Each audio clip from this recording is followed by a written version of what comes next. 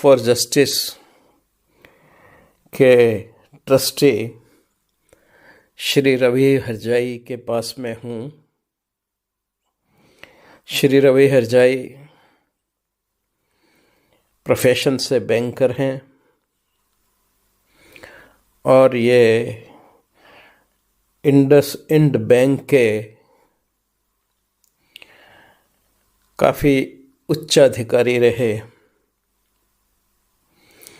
ये इस बैंक के कंट्री हेड भी रहे। उसके अलावा इन्होंने अपना career state bank of India से शुरू किया और उसके निमित्त भारत में काफ़ी जगहों पर ये पोस्टेड रहे। अब सेवानिवृत्त होकर आप कॉल फॉर जस्टिस के मैनेजिंग ट्रस्टी के रूप में कार्यरत हैं।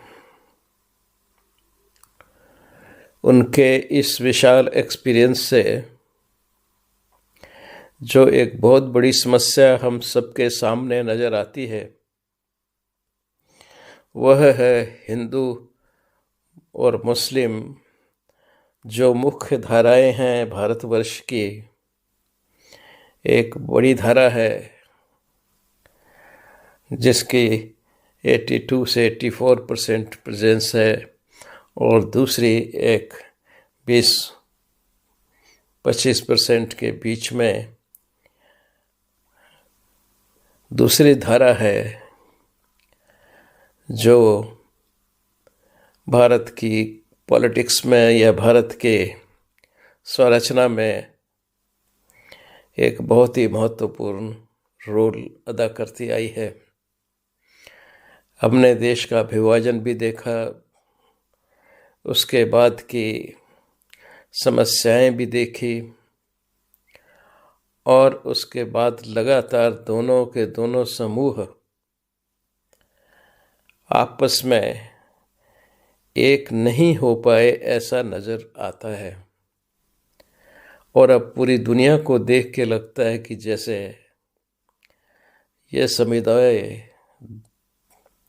एक तेल और पानी का मिक्सचर हैं जो शायद आपस में कभी न मिल सके। इसमें भविष्य की सोच के लिए मैं इनसे अनुरोध करूंगा, आपसे अनुरोध करूंगा कि आप अपने विचार कुछ बताएं फ्यूचर के बारे में, भारत के फ्यूचर के बारे में और इन दो कम्युनिटीज़ के फ्यूचर के बारे में पिछले एक्सपीरियंस के आधार पर। श्री रवि हरजाई जी। डॉक्टर साहब, thank you for asking me this question. सबसे पहले तो मैं इतिहास का विद्यार्थी कभी रहा नहीं, विज्ञान का विद्यार्थी रहा और सोशल वर्क थोड़े बहुत मैंने किए, लेकिन प्राइमरीली मैं बैंकर रहा।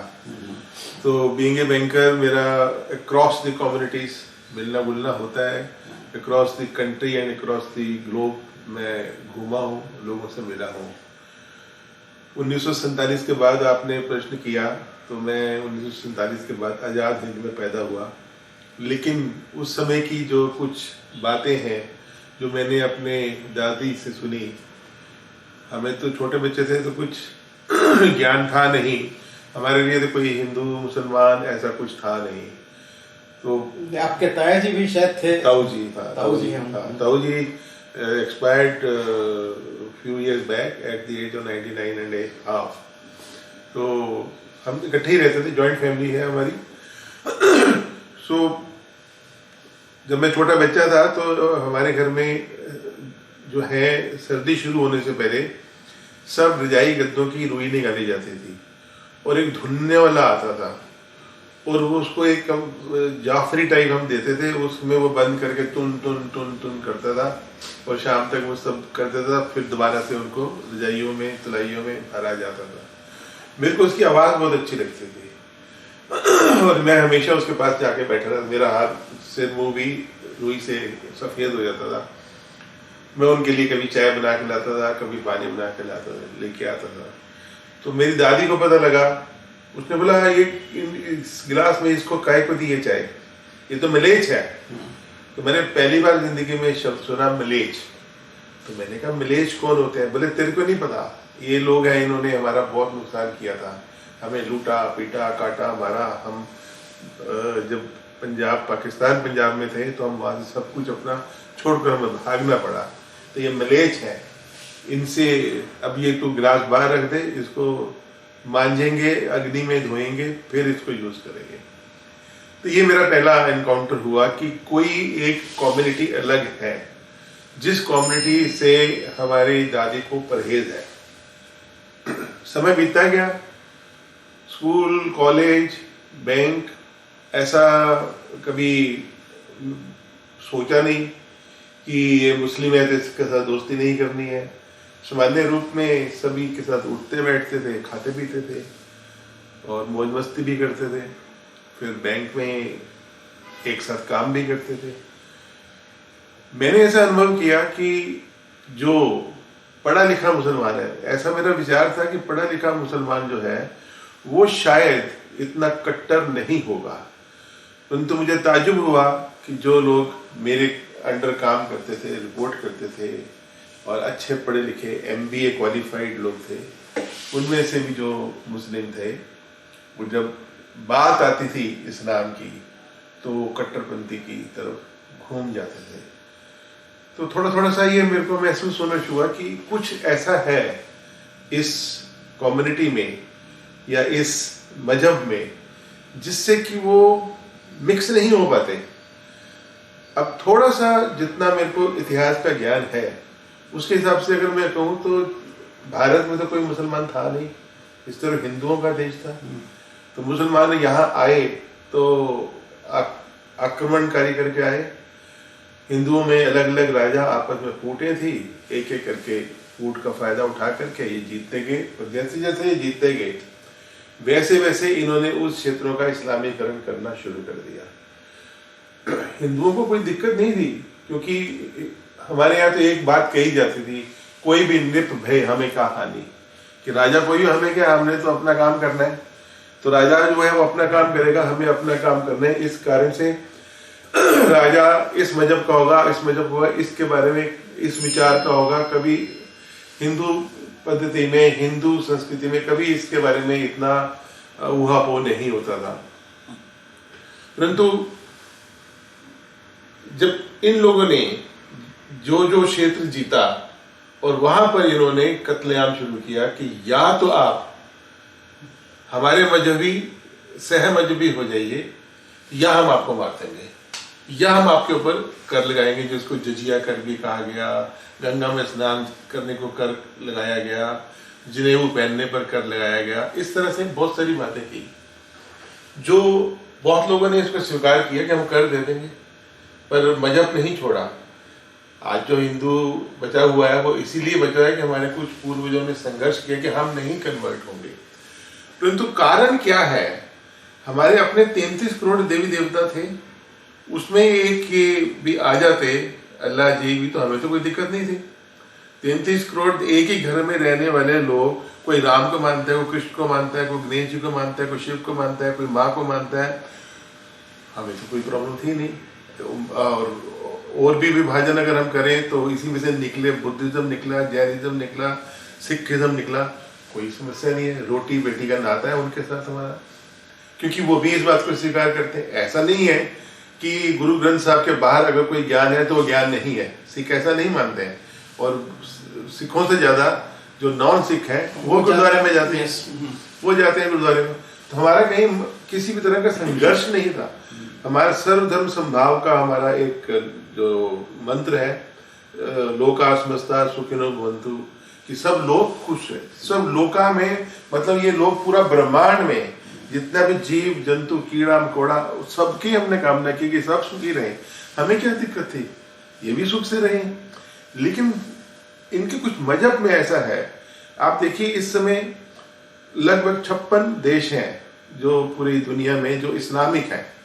एक भी देश ऐसा नहीं जिसमें डेमोक्रेसी है। एक भी देश ऐसा नहीं है जिसमें कि कोई कम्युनिस्ट की गवर्नमेंट हो। तो सब जगह जो है लगभग, चाहे वो डेमोक्रेटिकली इलेक्टेड लोग हैं, चाहे कुछ है वहां पर डिक्टेटरशिप। और सारे के सारे ये शुरू तो एक जगह से हुए थे, जिसको हम जेरूसलम कहते हैं या जो भी कहते हैं, वहां से शुरू होकर के बढ़ते बढ़ते बढ़ते बढ़ते आज जैसे वर्ल्ड की सेकंड बिगेस्ट पॉपुलेशन है। पहले ईसाई मान ले, दूसरे इनको मान ले। तो लेकिन ये जहां जहां पर है वहां वहां पर जो है किसी और को, जैसे एक बट वृक्ष होता है उसके नीचे और कुछ वृक्ष नहीं लग सकता, ऐसे ही जहां पर ये स्थापित हो जाते हैं वहां पर और कुछ नहीं हो सकता। हिंदुस्तान का हिसाब देखिए, जो आज पाकिस्तान बना हुआ है ये हिंदुस्तान था। पंजाब जो था, वो लाहौर जो था, वो भारत की राजधानी रहा। लव के नाम पे है, लव के नाम पर है। लेकिन जैसे जैसे इनकी वहां पर संख्या बढ़ी तो क्या हुआ, पार्टीशन हो गया। ईस्ट पाकिस्तान और वेस्ट पाकिस्तान दोनों हिस्से भारत से कट गए, क्योंकि वहां मुस्लिम बहुल था। तो जहां पर हिंदू घटा वहां पर देश बटा, वहां पर हिंदू घटे तो उन्होंने उसका विभाजन कर दिया। उसके बाद ताजा एग्जाम्पल देख लीजिए, कश्मीर में कितना नरसंहार हुआ, पंडितों को मार मार कर निकाल दिया गया, उनकी बहू बेटियों को छीन लिया गया। तो क्यों? क्योंकि वहां मुस्लिम बहु हुआ। अब मुस्लिम बहु हुआ तो अब उनको शरिया कानून चाहिए। जहां शरिया कानून की जो 56 देश हैं उनमें से कोई इनको लेने को तैयार नहीं है। अगर ये कहीं पर रिफ्यूजी हो जाते हैं, अभी ताजा एग्जाम्पल है, जो रोहिंग्यास हैं वो टर्की में गए, उनको निकाल कर भगा दिया गया। पाकिस्तान वाले अफगानिस्तानियों को भगा रहे हैं। तो ये अपने, तो ये जाते कहां पर है? जहां पर लिबरल सरकारें हैं, जैसे यूरोप में, इंडिया में, यहां आकर के बसते हैं, बसते बसते फैलते हैं, फैलते फैलते फिर ये कब्जा कर लेते हैं, समाप्त करते हैं। अब आपका जो प्रश्न है कि भविष्य क्या है, मतलब आफ्टर ऑल वो है यहाँ पे तो रिलेटिव। जी। अब भविष्य क्या है, इसके बारे में सबसे पहली बात जो सोचने वाली है वो ये है कि क्या हम चाहते हैं कि साथ रहें? क्या वो भी चाहते हैं? क्या समरसता से वो रहना चाहते हैं? यदि वो समरसता से रहना चाहते होते तो पाकिस्तान बनने की, बांग्लादेश बनने की आवश्यकता ही नहीं थी। आज भी अगर हम इस बात को स्वीकार करते हैं तो let us undo the history, ले लेते हैं पाकिस्तान, अफगानिस्तान, बांग्लादेश मर्ज करके बड़ी कंट्री बना देते हैं, मिल करके रहते हैं तो एक यूनिफॉर्म सिविल कोड बनाते हैं कि जो सब पर लागू होगा। डेमोक्रेसी में जिसकी जीत होगी वो जीतेगा, वो राज करेगा उसका। और पूरे जो हमारा बायोडाटा लिखा जाता है इलेक्शन कमीशन में कहीं पर भी, रिलीजन का कॉलम उड़ा दीजिए ना, नाम के आगे खान और ये सैयद और ये हरजाई और ये डोगरा लिखना बंद कर दीजिए। लिखिए रवि भारतीय, खान जो भी नाम है भारतीय, जोसेफ भारतीय, लिखिए जैसे भी लिखना है। तो आपकी एक ही आइडेंटिटी है कि हम इस देश के निवासी हैं। आज इस देश से बाहर जाते हैं हम, चाहे वो मुसलमान हो, चाहे वो सिख हो, चाहे हिंदू, चाहे ईसाई हो, उसको एज ए इंडियन देखा जाता है। तो जिस तरह से वो इंडियन को ट्रीटमेंट देना चाहते हैं, उनको वो कोई भेदभाव नहीं करते हैं। आपका रंग देखते ही, आप इंग्लैंड में टैक्सी में बैठिए, वो आपसे पहले पूछेगा do you have 100 pound. He thinks कि ये गरीब कंट्री, भूखे मंगी कंट्री से आया है। आज कुछ बदलाव हुआ है, हिंदुस्तान का परचम लहराया है, पर सामान्यतः ये स्थिति थी कि आप सेकंड थर्ड सिटीजन के करीब में माने जाते थे, कि आपसे पहले पूछे। उस समय वो आपका मजहब नहीं पूछते थे, वो ये इंडिया से आया है तो वो भूखे मंगों की कंट्री है, तो इसके पास पता नहीं पैसा है कि नहीं है। एक बात और, जैसे आपने बताया कि भाई एक बात हम मान के चलते हैं, किसी भी अगर मुस्लिम से बात की जाती है या मतलब, और देखने में कोई मिलता है टीवी वगैरह पे, काफ़ी इंटरव्यूज अगर आते रहते हैं, तो जैसे मुस्लिम पॉपुलेशन है या इस्लामिक पॉपुलेशन है, वो इनवेरिएबली जो आज की गवर्नमेंट है, क्योंकि वो कुछ प्रो हिंदू है, इसमें तो कुछ कहने में वो नहीं है, शर्म की कोई बात नहीं है। मेजॉरिटी आफ्टर 80% लोगों को उनको रिप्रेजेंट करते, तो उसको डिसलाइक करने का उनके अंदर एक बहुत बड़ी प्रवृत्ति देखते हैं। मतलब हर मुस्लिम जो है वो मन से इस गवर्नमेंट को डिसलाइक इसलिए करता है कि ये प्रो हिंदू हैं, जो कोई गलत बात नहीं है। क्रिश्चियन अगर कहीं पे प्राइम मिनिस्टर है किसी कंट्री में, वो प्रो क्रिश्चियन है या स्टॉन्च क्रिश्चियन है, तो ये कोई डिस्क्वालिफिकेशन वाली बात थोड़ी बढ़ जाती है। तो इसके रहते हुए कैसे उनको अपने नज़दीक लाया जा सकता है? क्या हम गतिविधि करें या कोई प्रोग्राम बनाए गवर्नमेंट या प्राइवेट में लोग बनाएं कि उनको इस डर से या भय से जो मन में उन्होंने पाल रखा है या जनरेट कर रखा है, या एक सुपीरियरिटी कॉम्प्लेक्स है कि भाई हम तो बड़े हैं और हम तो इनसे बेटर पोजीशन पे ही रहेंगे, है ना, कुछ दो ही बातें हो सकती हैं। तो इसका क्या सोल्यूशन है? क्योंकि सबसे बड़ा जो प्रश्न है वो यही है। आपने बिल्कुल टू द पॉइंट पर आपने हिट किया है। ये बिल्कुल ठीक। मैंने कहा कि हम समरसता से रहना चाहते हैं, क्या वो रहना चाहते हैं? मैंने कहा ये सब यूनिफिकेशन कर दी जाए, शायद वो संभव नहीं होगा, क्योंकि अफगानिस्तान मिलना अब नहीं चाहेगा, जब कभी पहले थे तो मिलना चाहते थे। पाकिस्तान बट गया, वो अपने राह पर है, बांग्लादेश अपनी राह पर है, मिलना नहीं चाहेंगे। आज तो नेपाल भी नहीं मिलना चाहेगा। तो स्थिति यह है कि हम जैसे हैं, जहां पर हैं, जितने हैं, उसी में ही हम समरसता कर लाए। अगर हम समरसता लाना चाहते हैं तो मेरे विचार में सबसे पहली चीज होगी, कुछ जो ऐतिहासिक भूलें हैं उनको दोनों को समझना पड़ेगा। पहली भूल क्या है कि हमने इनके ऊपर सैकड़ों वर्ष राज किया, तो हम राज करने के लिए हैं, तो ये मन से हटाना पड़ेगा। क्योंकि जिन्होंने राज किया वो आक्रांता थे, वो बाहर से आए, उन्होंने राज किया। फिर एक बात मैं और आपसे बताऊं, उन्होंने पूरे भारत में कभी राज किया ही नहीं, टुकड़ों टुकड़ों में इधर उधर। वो भी इसलिए किया कि हमारे राजा जो आपस में थे बटे हुए थे, तो वो अपने फायदे के लिए, तो इसलिए उन्होंने किया राज। तो ये जो एक मानसिकता है, पहले तो इससे उनको निकलना पड़ेगा। क्योंकि जो भी आज यहाँ पर मुसलमान है, वो उनके अगर तीसरी चौथी पांचवी पीढ़ी जाएंगे तो वो हिंदू थे। तो उनको ऐतिहासिक भूल ये है कि हम सुपीरियर नहीं, आप वही हो जो हम है। हमारा डीएनए आपका डीएनए एक समान है। पहले तो ये बात माननी पड़ेगी। अगर वो मानने को तैयार होते हैं, ये पहली ऐतिहासिक भूल है कि हम ये माने कि हम कोई सुपीरियर नहीं है, हम एक समान है। हम इन्हीं में से हमने, आप पूजा करिए, मस्जिद में जाइए, कोई आपको रोकता नहीं है। हमारे 33 करोड़ देवी, हमारे हिंदुओं को अगर ये हो कि ये हमारे खिलाफ नहीं है, तो हमारे हिंदू ज्यादा मस्जिद जाना शुरू कर देंगे, क्योंकि हमें उससे कोई फर्क ही नहीं पड़ता। जाते ही हैं, अभी भी जाते हैं, लेकिन और ज्यादा जाना शुरू कर देंगे। तो पहली बात ये। दूसरी जो ऐतिहासिक भूलें हैं कि जो हमारे खास मंदिर थे, जिनको तोड़ करके मस्जिद बनाएगी, वो सहृदय से, बड़ा हृदय करते हुए वो सौंप देनी चाहिए कि आप लीजिए, इनको आप बनाइए, ये आपके स्मारक हैं, मथुरा है, काशी है, अयोध्या है, ऐसे कुछ और भी होंगे, बहुत मंदिर है ऐसे जो हमारे पुराने ऐतिहासिक मंदिर हैं, वो ये खुद से फिर स्वीकार करें कि हम मिलकर रहना चाहते हैं। तो फिर एक ही कानून होना चाहिए। शरिया कानून यहाँ पर तो नहीं है। शरिया कानून 56 कंट्रीज हैं, वहां जाके वो रह सकते हैं।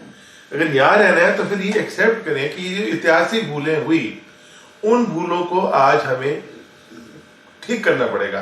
तो ये हम इसको माने, एक देश एक कानून एक निशान को हम माने और हम मिलकर के रह सकते हैं। मेरे विचार में जब तक हम इस इतिहास को इसके सही परिप्रेक्ष्य में नहीं देखेंगे तो मिलने की संभावनाएं कम है।